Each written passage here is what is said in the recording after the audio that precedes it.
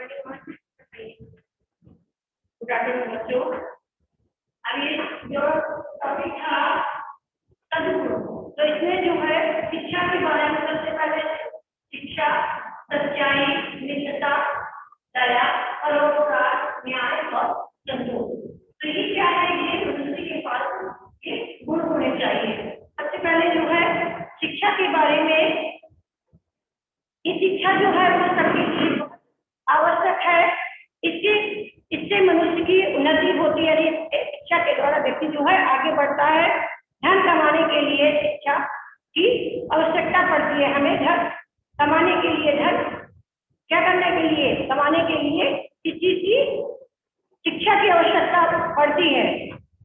परंतु शिक्षा से मनुष्य के चरित्र का विकास होता है। किससे? शिक्षा के द्वारा ही व्यक्ति का, मनुष्य का जो है वो चरित्र का विकास होता है। अनपढ़ भी पढ़ लिख कर अज्ञान को दूर कर जो है महान बन सकते हैं। कि जो पढ़े लिखे नहीं हैं, अनपढ़ है, वो व्यक्ति भी पढ़ लिख करके क्या कर सकते हैं? महान व्यक्ति बन सकते हैं। तो महाकवि कालिदास के बारे में कहा गया है कि वे पहले जो थे वो बहुत मूर्ख थे, लेकिन उनका विवाह जो है राजकुमारी के साथ हो गया। राजकुमारी को जब पता चला कि कालिदास अनपढ़ और मूर्ख है, यानी वो पढ़े लिखे नहीं है और मूर्ख भी है, तो उन्होंने कालिदास का अपमान किया। और उन्हें क्या किया? वो जब उनका अपमान किया तो वो घर छोड़ करके चले गए। बाद में उन्होंने पढ़ लिख करके अनेक ग्रंथ लिखे। आज भी उनका नाम सारे संसार में प्रसिद्ध है। इसका महाकवि कालिदास का। सच्चाई इसके बाद है। सेकंड नंबर पर क्या है? सच्चाई। क्या है? सच्चाई। तो सच्चाई एक ऐसा गुण है जिसकी हमेशा विजय होती है। सच की हमेशा विजय होती है।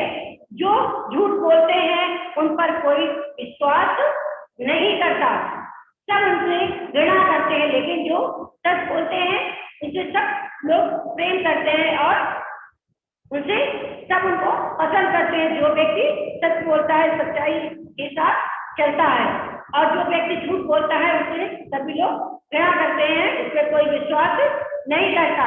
सत्य की रक्षा के लिए लोग अपना सब कुछ लुटा देते हैं, सभी चीज सर्वस्व कर देते हैं, लुटा देते हैं। इसमें राजा जो है सत्यवादी राजा हरिश्चंद्र की कहानी, वो अयोध्या के राजा थे। एक बार स्वप्न में उन्होंने क्या किया? ऋषि विश्वामित्र को अपना क्या दे दिया? राजपाट दान में दे दिया। लेकिन दूसरे दिन क्या हुआ कि सचमुच राजा जो ऋषि जो थे, वो ऋषि विश्वामित्र जो है वो उनके क्या हुए? दरबार पे आए। वहां विश्वामित्र को अपना राजपाट दान में दे दिया। दूसरे दिन सचमुच ऋषि जो है वो राजा के कहाँ आए? दरबार में आए। दूसरे दिन सचमुच राजा जो है, जो ऋषि है, वो राजा के दरबार में पहुंच गए। राजा ने अपना स्वप्न उन्हें सुनाया कि मैंने रात्रि में ये सपना देखा है कि मैंने अपना सारा चीज जो है वो आपको दे दिया है। ऋषि ने कहा सर्वत्र दान के बाद दक्षिणा भी देनी चाहिए, यानी जो दान में चीजें दी है उसके बाद दक्षिणा भी देना जरूरी है। पर राजा को सब कुछ दान कर चुका था, वो पहले ही सब दान में दे चुका था। उन्होंने अपनी पत्नी और बेटे को भी बेच दिया और खुद एक शमशान में क्या करने लगे? काम करने लगे। शमशान में काम करने लगे। उनके बेटे की मृत्यु हो गई। रानी पुत्र को लेकर कहाँ गई? शमशान गई। राजा ने उसे मृतक कर मांगा तो रानी के पास कुछ देने के लिए नहीं था। उसने क्या किया? अपनी साड़ी जो है आधी साड़ी वो क्या किया? फाड़ दिया और कर देनी चाहिए। तब वही ऋषि जो है वो क्या हो गए? प्रकट हो गए। ऋषि ने दर्शन दिया। राजा को उन्होंने आशीर्वाद दिया और सारा राजपाट जो है उन्हें क्या कर दिया? वापस कर दिया, उन्हें लौटा दिया। इसके बाद जो है क्या है गुण, यहाँ पर देखेंगे हम कि इसमें ये देखिए मित्रता, यहाँ पर मित्रता के बारे में बताया गया है।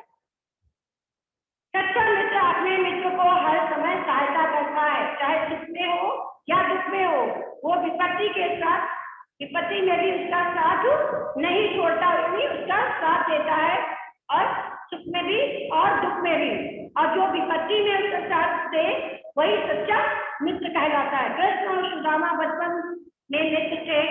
बाद में कृष्ण तो द्वारिका के राजा बन गए, लेकिन जो सुदामा थे वो गरीब ही रह गए। कृष्ण जो थे वो तो राजा बन गए द्वारिका के, लेकिन जो सुदामा थे वो क्या थे? गरीब थे, निर्धन थे, वो गरीब और निर्धन रह गए। एक बार पत्नी के कहने पर सुदामा कृष्ण के पास गए। जब उनकी पत्नी ने कहा कि तुम कृष्ण के पास जाओ, तो वो कृष्ण से मिलने वहां उनके पास गए। कृष्ण ने सुदामा को बिना बताए उनके लिए क्या बनवा दिया? एक बहुत बड़ा महल बनवा दिया, और घर को धन धान्य से भर दिया, यानी उन्हें बताया नहीं, और उन्होंने क्या किया? उनके लिए एक बहुत बड़ा महल बना दिया, और उस महल के अंदर बहुत सारा धन जो है वहां पर रख दिया, और बहुत सारा जो है चीजें वहां पर दे दी, या उन्हें दान में दे दी, उन्हें बनवा दिया, लेकिन उन्हें मालूम नहीं पड़ा। कर्ण और दुर्योधन भी अपने जो आपस में मित्र थे, कौन? कर्ण और दुर्योधन भी। दुर्योधन ने कर्ण की मदद की। बाद में कर्ण को जब ये मालूम हुआ कि वो पांडवों का क्या है? बड़ा भाई है, जो कि दुर्योधन के शत्रु थे, तब भी कर्ण ने दुर्योधन का साथ नहीं छोड़ा। तो ये मित्रता है, कर्ण और दुर्योधन की मित्रता भी एक उदाहरण है, जो कि दुर्योधन और किसकी? कर्ण की। उन्होंने लास्ट समय तक भी उनका साथ क्या हुआ? नहीं छोड़ा। किसका साथ? दुर्योधन और कर्ण जो थे वो भी एक मित्र थे। तो ये मित्रता जो है, ये मित्रता के बारे में कि उनकी कैसे दोस्ती थी, कैसे वो एक दूसरे के मित्र थे, और कैसे उन्होंने लास्ट समय तक उसका साथ दिया। उसका साथ निभाते हुए कर्ण जो है युद्ध में अर्जुन के द्वारा क्या किया? मारा गया। इसके बाद है दया। देखिए यहाँ पर ये दया, दूसरे के दुख को देखकर उसकी सहायता करनी चाहिए। गरीब, असहाय, बीमार और वृद्ध लोगों की क्या करनी चाहिए? हमेशा मदद करनी चाहिए, उनकी मदद करनी चाहिए, उनकी सहायता करनी चाहिए। केवल लोग ही नहीं, पशु पक्षियों पर भी हमें दया करनी चाहिए। कुछ लोग तो सुई का कांटा चुभने पर क्या करते हैं? चीखने चिल्लाने लगते हैं, पर दूसरों को दुख देने में उन्हें बड़ा आनंद आता है। कुछ लोग अपने से कमजोर जंतुओं को सताते हैं, उन्हें मारते पीटते हैं, यानी जो जीव जंतु होते हैं, जो जानवर होते हैं, पशु हैं, उनको क्या करते हैं? मारते हैं। और कभी कभी तो धर्म के नाम पर लोग पशुओं की क्या करते हैं? बलि चढ़ाते हैं। कुछ निरीह प्राणियों की हत्या कर उसका भोजन करते हैं। कुछ व्यक्ति जो होते हैं वो क्या करते हैं? पशुओं को मार करके उनको क्या करते हैं? खाते हैं, उनको वो उसका भोजन बनाते हैं। भगवान बुद्ध, महावीर आदि कई महान लोगों ने अहिंसा का उपदेश दिया, और अहिंसा परम धर्म है। यहाँ पर देखिए, अहिंसा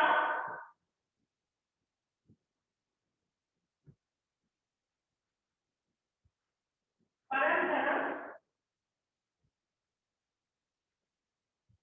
परम धर्म है।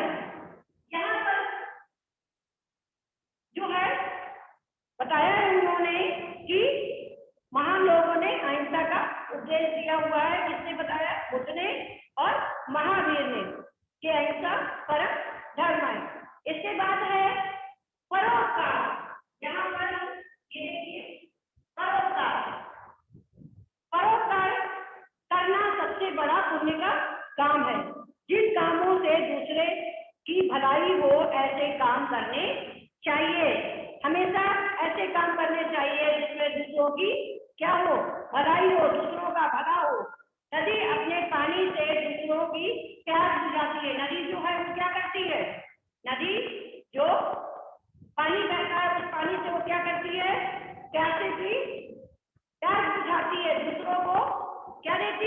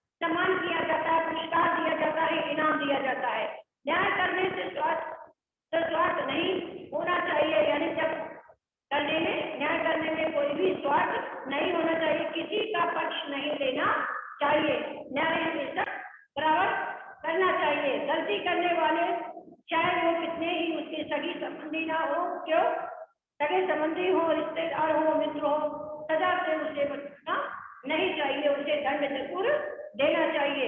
दंड और पुरस्कार सबके लिए एक जैसा होना चाहिए।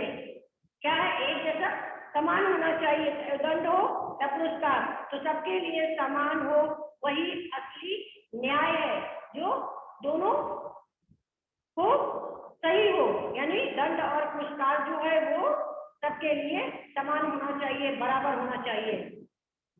जहांगीर न्यायी राजा था। एक बार रानी नूरजहां ने एक आदमी को तीर से मार दिया। किससे मार दिया? तीर से मार दिया। उस आदमी की पत्नी राजा के पास फरियाद लेकर आई। राजा ने उसे धनुष बाण दे दिया। यानी राजा ने क्या किया? किसको? उसकी पत्नी को जिसने उसकी पति को मारा था, तो वो फरियाद लेकर के आई। तो उन्होंने राजा ने क्या किया?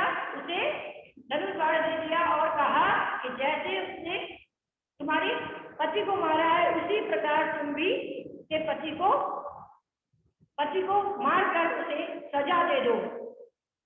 ऐसे न्याय को देखकर उस स्त्री ने राजा से कहा कि ऐसे न्याय प्रिय राजा को मारकर मैं और लोगों पर अन्याय नहीं करूंगी। राजा ने उसके पालन पोषण का क्या ले लिया? भार ले लिया। हमें बुरे विचारों को मन से दूर करना चाहिए। हमेशा अच्छे विचारों को अपने मन में रखना चाहिए और बुरे विचारों को क्या कर देना चाहिए? छोड़ देना चाहिए, उसे त्याग देना चाहिए। अच्छे लोगों से अच्छाई सीखनी चाहिए।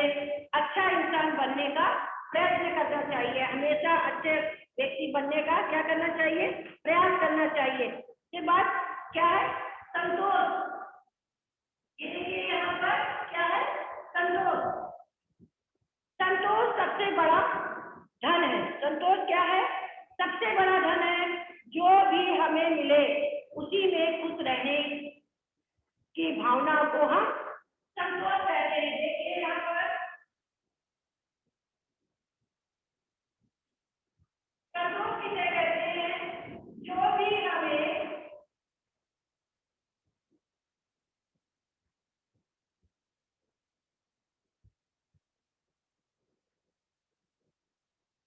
मिले उसी में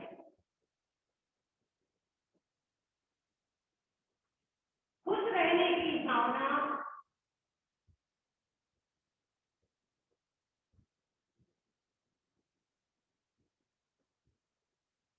खुश रहने की भावना को क्या कहते हैं? संतोष कहते हैं।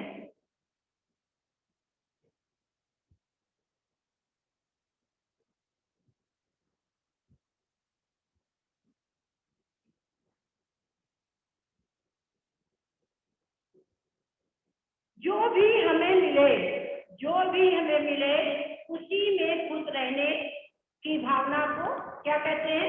संतोष कहते हैं। अपने मन की इच्छाओं को पूरा करने के लिए मनुष्य को जीवन भर क्या करना पड़ता है? कठोर परिश्रम करना पड़ता है। क्या करना पड़ता है? अपनी इच्छाओं को पूरा करने के लिए व्यक्ति क्या करता है? जीवन भर कठोर परिश्रम करता है, मेहनत करता है। जीवन को चलाने के लिए मेहनत करके मनुष्य जो कमाता है उससे अपने सुख और आराम की क्या लेता है? वस्तुएं लेता है, वस्तुएं खरीदता है, वस्तुएं प्राप्त करता है। इससे उसे कितनी खुशी होती है, कितना संतोष प्राप्त होता है। या सब कुछ मिलने पर भी वो हमेशा दुखी रहता है। सब कुछ मिलने पर भी व्यक्ति को क्या होता है? संतोष नहीं रहता। यह उसके मन पर निर्भर करता है कि कैसे हमें संतोष एक ऐसी भावना है जब मनुष्य कम वस्तु प्राप्त करने पर भी खुश रह सकते। यानी जितना हमारे पास है उतने से हमें क्या करना चाहिए? संतोष रखना चाहिए। इसके विपरीत असंतोष ऐसी भावना है कि सब समान होने पर भी मनुष्य हमेशा क्या रहता है?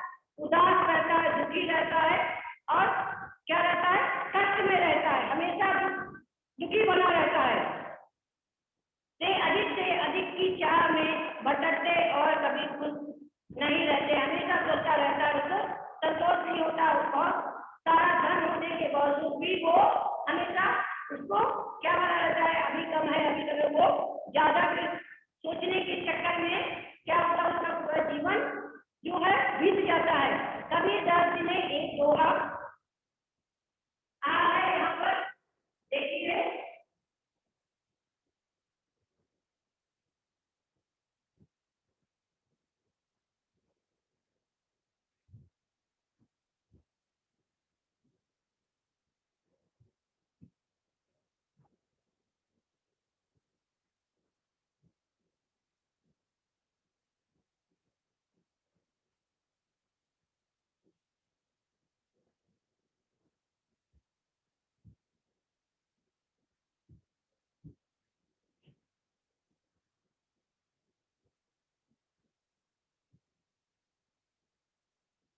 साईं पिया कीजिए जामे खुद समाए, अब मैं भी भूखा ना रहूं, ना भूखा जाए। साईं पिया कीजिए जामे खुद समाए।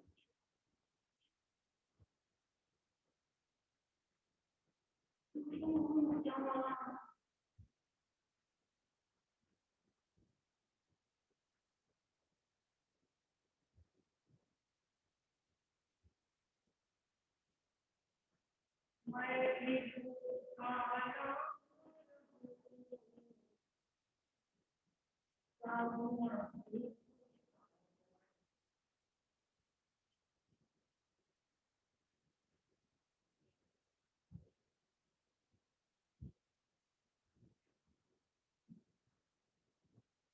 देखिए इसमें कविता से कहते हैं कि हे ईश्वर, हे साईं, मुझे इतना दीजिए कि जिसमें जाने सराय उसमें जो है कभी जो हो, इतना मुझे दीजिए कि जिसमें अगर समा जाए और मैं भी भूखा ना रहूं, यानी मैं भी भूखा ना सोऊं, मैं भी भूखा ना रहूं, और जो मेरे दरवाजे पर आए, जो मेरे अतिथि आए, जो मेरा साधु आए, वो भी भूखा ना रहे।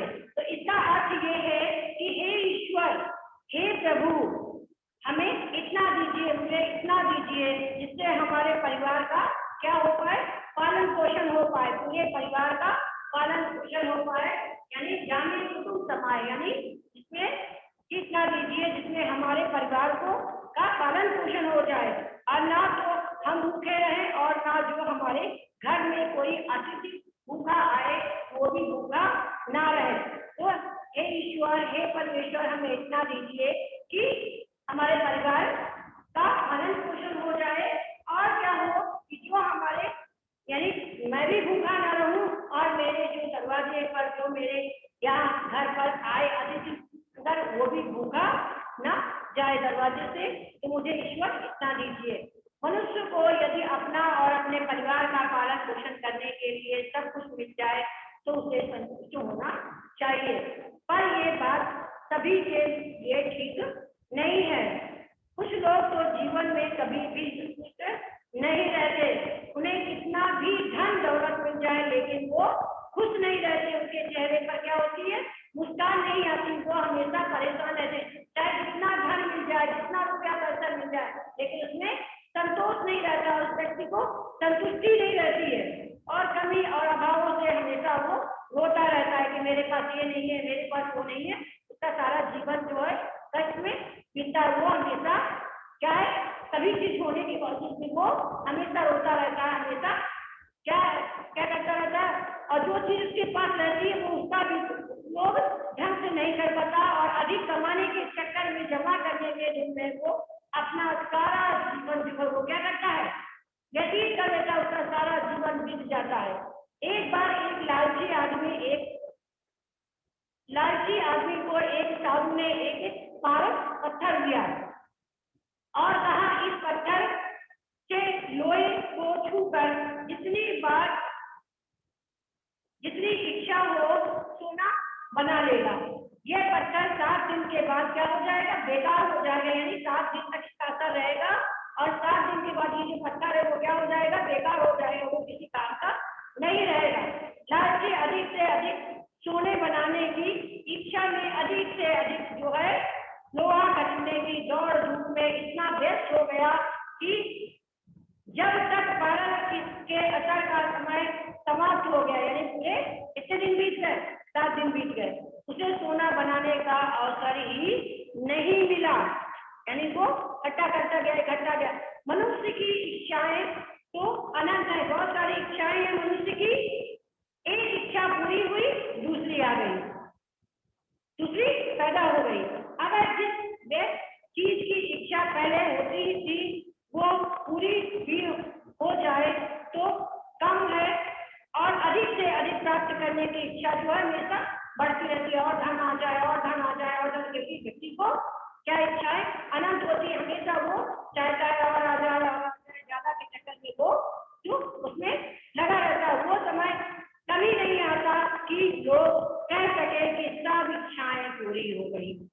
कभी भी ये व्यक्ति नहीं कह सकता कि अब हमारी सारी इच्छाएं पूरी हो गई, अब हमें कुछ नहीं चाहिए। उसे और करते करते उसका सारा जीवन बीत जाता है। धन कमाने में ही संतोष असंतोष नहीं दिखाई देगा, बल्कि कई लोग तो अपनी तारीफ के लिए हमेशा क्या करते हैं, ऊंचे पद पर बैठने के लिए सदा तत्पर रहते हैं, पर खुश नहीं रह सकते। वे अपनी संतुष्टि के लिए बुरे से बुरे काम कर सकते हैं। लड़ाई झगड़ा ईर्ष्या दोष जो देश किसी कारण बढ़ते, हमेशा लड़ाई झगड़ा करता रहता है कि मुझे पद पे बैठना है, मुझे इस कुर्सी का बैठना है, उसके लिए हमेशा उस कुर्सी के लिए उस पद के लिए हमेशा लड़ाई झगड़ा करता रहता है, एक दूसरे से ईर्ष्या करता रहते हैं, एक दूसरे से द्वेष करते रहते हैं। अगर मनुष्य कम से कम वस्तुओं में संतुष्ट रहना सीख ले तो इससे बढ़कर खुशी और क्या हो सकती है। इससे मनुष्य को दुख और उदासी नहीं सताते, वो हमेशा प्रसन्नचित्त रहकर प्रगति कर सकता है। संतोष को सबसे बड़ा धन जो है समझना चाहिए, क्योंकि इससे रहने पर बड़े से बड़ा धन भी है जो है किसके समान हो जाता है, धूल के समान हो जाता है। देखिए इसमें एक इसमें दिया गया है,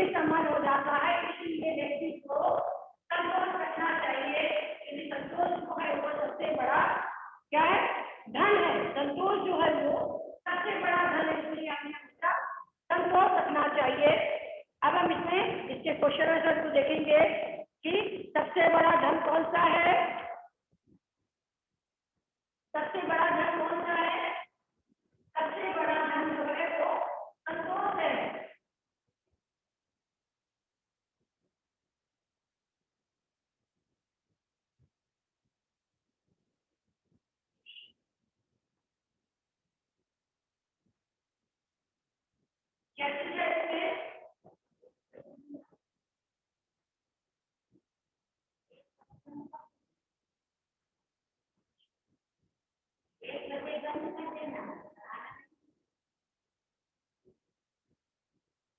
सबसे बड़ा धन होता है, संतोष जो है वो सबसे बड़ा क्या है?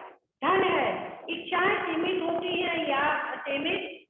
तो इच्छाएं जो होती हैं वो सीमित होती है, असीमित होती है, लड़ाई झगड़े भी वो होते हैं धन के कारण।